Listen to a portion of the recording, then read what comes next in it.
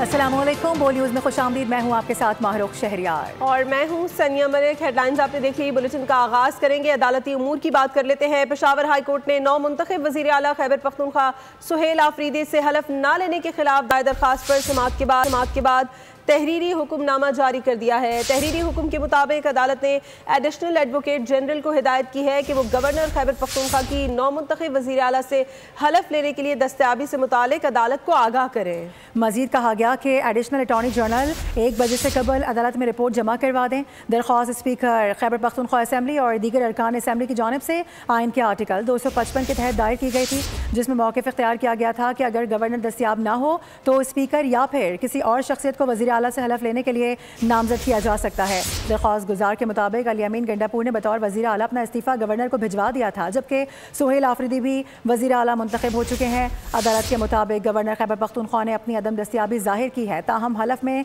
मजीद ताख़ीर सूबे को आइनी और इंतज़ामी बहरान में धकेल सकती है। एडिशनल अटॉर्नी जनरल ने अदालत को बताया कि आइन के तहत इस वक्त मुतबादिल हलफ नहीं हो सकता, क्योंकि गवर्नर पाकिस्तान में मौजूद नहीं है और वो 15 अक्टूबर तक दस्तयाब होंगे।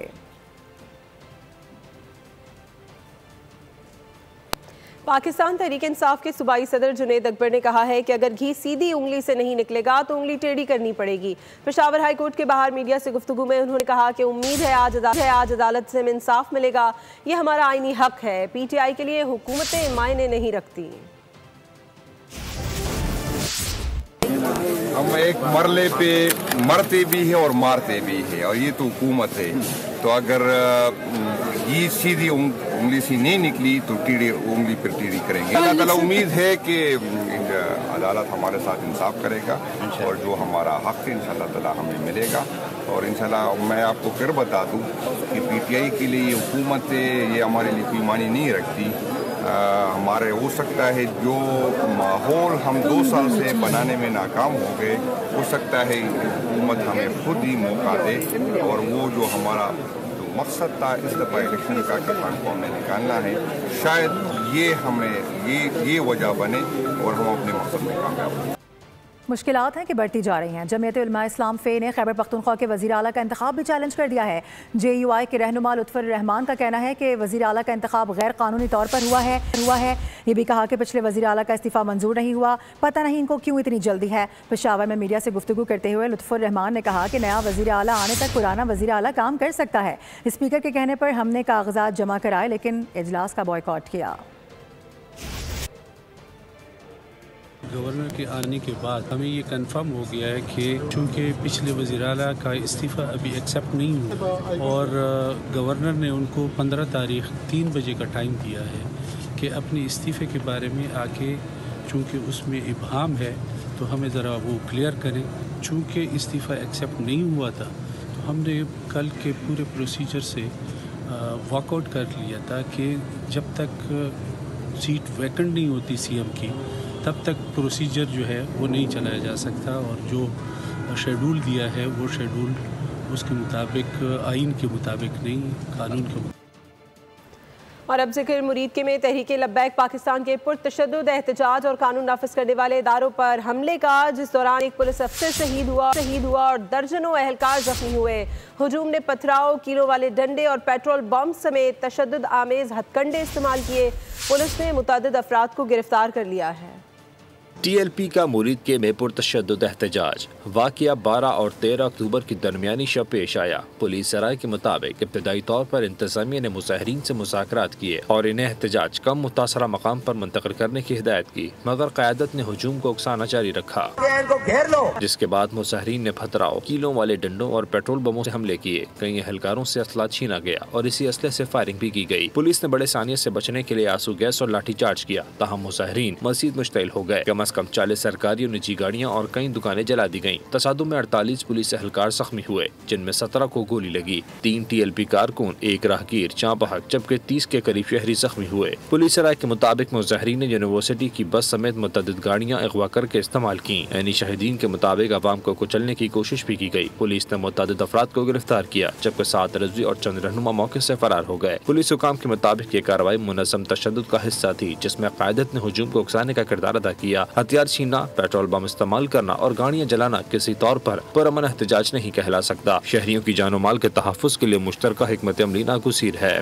तफसीली रिपोर्ट आपने मुलाहिजा कर ली है, इसी हवाले से बात कर लेते हैं। हमें इस मामले पर बात करने के लिए ज्वाइन किया है दिफाई तज्ज़ियाकार ब्रिगेडियर रिटायर्ड अफजल खान हमारे साथ हैं। इसके अलावा ब्रिगेडियर रिटायर्ड हारिस नवाज भी हमारा साथ देंगे। सर, दोनों का बहुत शुक्रिया वक्त देने के लिए। कहिएगा TLP का जो ये मुरीद के महफूज तशद्दुद एहतजाज था, इसको इस तनाजुर में किस तरह से देख रहे हैं कि जब फ़लस्तीन में लोग मिठाइयाँ खा रहे हैं और यहाँ पर एहतजाज किया जा रहा है?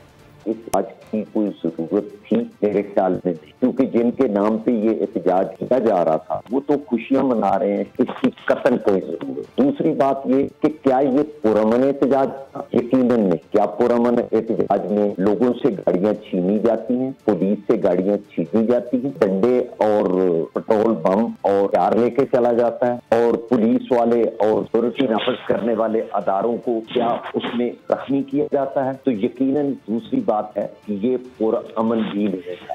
2 साल से ये खामोश है, कभी इनमें कोई हड़ताल नहीं। अब जबकि मुसवदा तैयार हो गया है, इसके बाद इनकी हड़ताल करने की, रोड ब्लॉक करने की और एहतजाज करने की मतलब समझ नहीं किस एजेंडे से काम कर रहे हैं। आपने करना था तो आप पहले करते। अब जब सब कुछ ठीक हो गया तो आप क्या मकसद है? सवाए यहाँ पर इंतशार फैलाना, लॉ एंड ऑर्डर को खराब करना, और फिर अगर आपने करना है तो आप अमन एहतजाज करें, एक खुली जगह बैठ के आप अपने जो एहतजाज रिकॉर्ड कराएं, बट सड़कें ब्लॉक करना, उसके बाद गाड़ियों को अगवा कर लेना, कॉलेज से बसों को ले लेना, उनको आपने मिसयूज करना, पुलिस की गाड़ियाँ छीन लेना, पुलिस की गाड़ी चला देना, ये कौन सा एहतजाज है? और ये तो टोटल आप अपने कानून अपने हाथ में ले गए। अभी आपको बताएं, मजहबी जमात की जानिब से एहतजाज का मामला। जुड़वा शहरों में 3 रोज़ बाद मामूलात ज़िंदगी बहाल होना शुरू हो गए हैं।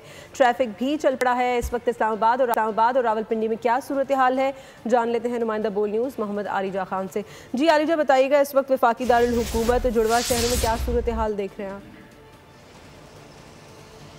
देखिए, रोज़ बाद वफाकी दारुल हुकूमत इस्लामाबाद में और रावलपिंडी में जो मामूलात ज़िंदगी हैं वो मामूल के मुताबिक आना शुरू हो गए हैं। अब मरहलावार चीज़ों को खोला जा रहा है, ट्रैफिक की रवानी को यकीनी बनाया जा रहा है। मेट्रो बस की अगर बात करें तो रावलपिंडी सदर से लेके फैज़ाबाद तक पहले फ़ेज़ में मेट्रो को खोला गया है और अगले फ़ेज़ में फैज़ाबाद से पाक सेक्रेटेरिएट तक खोला जाएगा।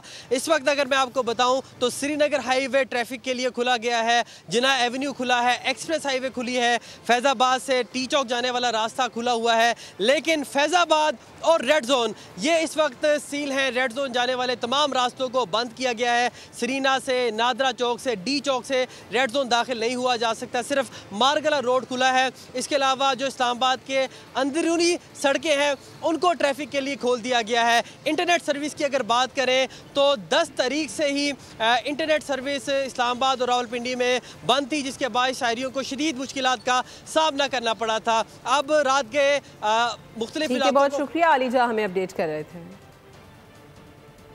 और आपको बताएं कि वज़ीर आज़म शहबाज शरीफ ने डोनाल्ड ट्रंप को मैन ऑफ पीस करार दे दिया है। अमरीकी सदर की अनथक कोशिशों से अमन के क़याम के लिए मुआहदे का खैर मकदम किया गया। वज़ीर आज़म ने कहा कि अमरीकी सदर अमन के दाई हैं, उन्होंने दिन रात अमन और खुशहाली के लिए कोशिशें की हैं। पाकिस्तान ने उनके अमन के लिए गैर मामूली किरदार पर उन्हें अमन के लिए नोबल इनाम के लिए नामजद किया था। आज वो दोबारा उन्हें इस इनाम के लिए नामजद करते हैं क्योंकि वही इसके हकदार हैं। उन्होंने अमन के लिए कोशिशें करके लाखों लोगों की ज़िंदगियाँ बचाईं। वज़ीर आज़म शहबाज शरीफ ने अमरीकी सदर डोनाल्ड ट्रंप को अमन के नोबल इनाम के लिए दोबारा नामजद कर दिया। कहा, जनूबी एशिया और मशरक़ी वस्ता में अमन के लिए इनका किरदार तारीख में सुनहरे हरूफ से लिखा जाएगा। ट्रंप जनूबी एशिया में 2 एटमी ताकतों के दरमियान जंग न रुकवाते तो कोई यहाँ ये बताने के लिए मौजूद न होता कि क्या हुआ। वज़ीर आज़म ने कहा, अमरीकी सदर की अमन के लिए कोशिशों पर इन्हें सलाम पेश करते हैं। इनकी क़यादत बेमिसाल और दूरंदेश है। दुनिया को इस वक्त ऐसी क़यादत की ज़रूरत है। वज़ीर आज़म ने मशरक़ी में अमन के लिए अमीर कतर, उर्दन के शाह अब्दुल्ला, सऊदी अरब के वली अहद शहजादा मोहम्मद बिन सलमान, UAE और मिस्र के सदर अल-सीसी समेत दोस्त ममालिक की क़यादत को सहराते हुए इनका भी शुक्रिया अदा किया। आसिम मुनीर मेरे पसंदीदा फील्ड मार्शल हैं। अमरीकी सदर डोनाल्ड ट्रंप ने दुनिया के सामने ऐलान कर दिया, कहा कि आर्मी चीफ आसिम मुनीर यहाँ मौजूद नहीं है, लेकिन वज़ीर आज़म यहाँ हैं। वज़ीर आज़म शहबाज शरीफ से कहूँगा कि आसिम मुनीर तक मेरी नेक ख्वाहिशात पहुँचाएँ। इंशाअल्लाह 1967 से पहले की सरहदों के साथ और अल-कुद्स अल-शरीफ के बतौर उसके दारुल खिलाफा मजबूत फ़लस्तीनी रियासत के हवाले से आपको ये बता दें कि उसका क़याम पाकिस्तान की मशरिक़ वुस्ता की पॉलिसी की बुनियाद है और रहेगा। ये कहा गया है वज़ीर आज़म मोहम्मद शहबाज शरीफ की जानिब से, उनकी जानिब से एक्स पर यह पैगाम जारी किया गया है। लिखा कि अब जब मैं शर्म शेख में गज़ा अमन सरबराही इजलास में शिरकत के बाद वतन वापसी के लिए हवाई जहाज़ पर सवार हो रहा हूँ, पाकिस्तान की सबसे अहम तरजीह गज़ा पर मुसल्लत की गई है। नस्ल कुशी की मुहिम को फौरी तौर पर रोकना है। अमरीकी सदर ट्रंप के लिए हमारा शुक्रिया इस बात की बिना पर है कि वो इसे रोकेंगे और इस वादे को पूरा करेंगे। हम अमन के लिए सदर ट्रंप के मुनफरिद किरदार की तारीफ का इजहार करते रहेंगे। फ़लस्तीनी अवाम की आज़ादी, वकार और खुशहाली पाकिस्तान के लिए बुनियादी अहमियत की हामिल है। निकलने से पहले ये ट्वीट किया गया था। अभी खबर आ रही है कि दौरा मुकम्मल करने के बाद पाकिस्तान के लिए वो वापस रवाना हो चुके हैं। वतन वापसी के लिए रवानगी हो चुकी है। काफ़ी ज़्यादा फ्रूटफुल रहा ये दौरा और जिस मकसद के लिए वहाँ पर इकट्ठा हुआ गया था मुस्लिम ममालिक की जानिब से, अरब ममालिक की जानिब से, उसको पूरा किया गया है। बाकायदा तौर पर दस्तखत करके इसको एक मुआहदे की सूरत दे दी गई है। और अब बात करेंगे रियासती दहशतगर्दी में मुलव्वस भारत का अफगान तालिबान के साथ गठजोड़ बेनकाब हो गया है। भारत मुनाफिकत की हदें पार कर गया। भारत अक़वाम मुत्तहिदा में मुतअद्दिद बार अफगानिस्तान की सरजमीन को दहशतगर्दी के लिए इस्तेमाल होने के इल्ज़ाम आयद करता रहा। अब भारत ने रियासती दहशतगर्दी की सरपरस्ती के लिए इन्हीं अफगान दहशत जमात इसके खिलाफ सरापा एहतजाज है। मकबूजा कश्मीर की साबिक वज़ीर आला महबूबा मुफ्ती ने कहा कि तालिबान को दहशतगर्द कहने वाले, दाढ़ियाँ और पगड़ियाँ नोचने वाले मोदी आज उनसे बात करके अपने ही शहरियों से दुश्मनी क्यों कर रहे हैं। भारत एक तरफ मुसलमानों पर जुल्म कर रहा है तो दूसरी तरफ अफगान तालिबान हुकूमत से मुज़ाकरात कर रहा है। अफगान तालिबान हुकूमत से गठजोड़ के जरिए भारत पाकिस्तान में अपनी प्रॉक्सीज की सहूलतकारी कर रहा है। जबकि अफगान तालिबान की बिला इश्तियाल जारियत के खिलाफ पूरी कौम मुत्तहिद हो चुकी है। मुल्क के चप्पे चप्पे से कौम पाक फौज से इजहार यकजहती और अफगान तालिबान के जारहाना हमलों की मजम्मत करती हुई नजर आ रही है। शहरियों ने कहा है कि पूरी कौम मुत्तहिद होकर पाक फौज के शाना बसाना मुल्क की दिफा के लिए पुराज़म है। दुश्मन की ईमा पर अफगानिस्तान के पाक फौज पर हमले कबूल नहीं किए जा सकते। पाकिस्तान ने हमेशा अफगान शहरियों को भाई माना है। भारत की इबरतनाक शिकस्त के बाद अफगानिस्तान को अपनी हद में रहना चाहिए। ورونه خورونه دي خلق وخت کې ستر کړي او کا دا چوپو نو باندې دا مو به امریکای فوج باندې نو دا ما کوي کني نه به شکست پنده چې وخري دا کتره کوي تو څخه پته لګیدل تو سم مته دا معلومه راته مته یو فوج مته دغه ته شکست فرق جزونه د دې وته ولو د پاکستان فوج وته ولو میرا باندې زموږ ته مته په خپل ځای باندې برقرار کنا ته د معامل کې وسی د درس کوله تربیه کوله مې پنوم د نظر کې کچھ هغه کو ته سمې کی هم अभी आपको बताएं पाकिस्तान स्टॉक एक्सचेंज में एक रोजा मंदी के बाद जबरदस्त तेजी देखी जा रही है। 100 इंडेक्स ट्रेडिंग के दौरान पांच नफसियाती हदें अबूर कर गया है। इसी हवाले से मजीद बात होगी। कफील अहमद ज्वाइन कर रहे हैं। कफील आगाह कीजिएगा। देखिए स्टॉक मार्केट सबसे बड़ी गिरावट और आज जो है मार्केट रिकवर कर गई है। अगर हम बात कर लें सुबह के आगाज़ से अब तक तकरीबन 4600 से ज़ायद पॉइंट्स का इजाफा मार्केट में हुआ है और 1,63,000 से ऊपर मार्केट ट्रेड कर रही है।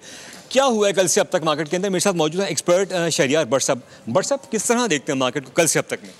देखिए हमने देखा कि हिस्टोरिकल जो पाकिस्तान स्टॉक मार्केट में बोल रहा था लास्ट मंथ से स्टार्ट हुआ उसमें तकरीबन 16,000 से ज़्यादा पॉइंट का इजाफा हुआ, लेकिन गुज़िश्ता 6 सेशन मार्केट के लिए इतने अच्छे साबित नहीं हुए थे। मार्केट में अराउंड 8,000 से ज़्यादा पॉइंट की कमी हमने विटनेस की।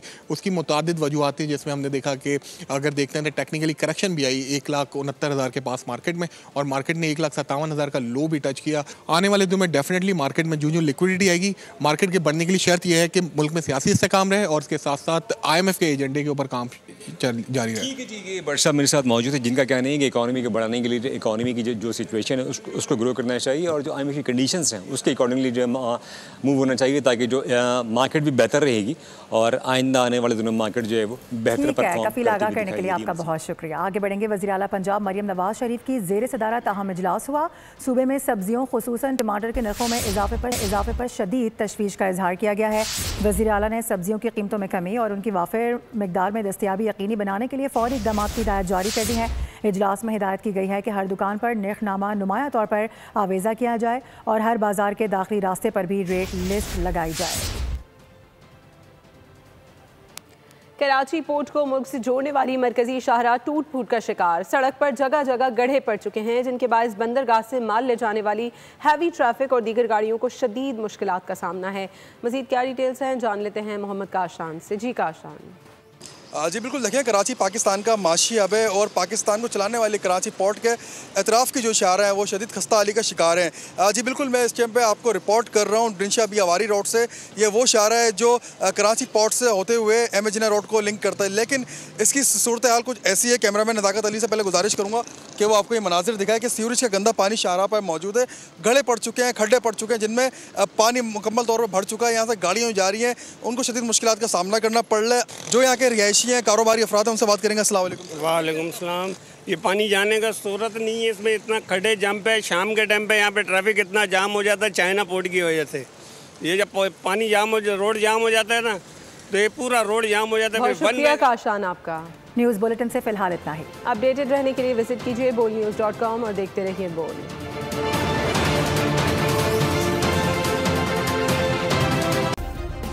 सब्सक्राइब करें और बेल दबाएं ताकि कोई खबर रह न जाए।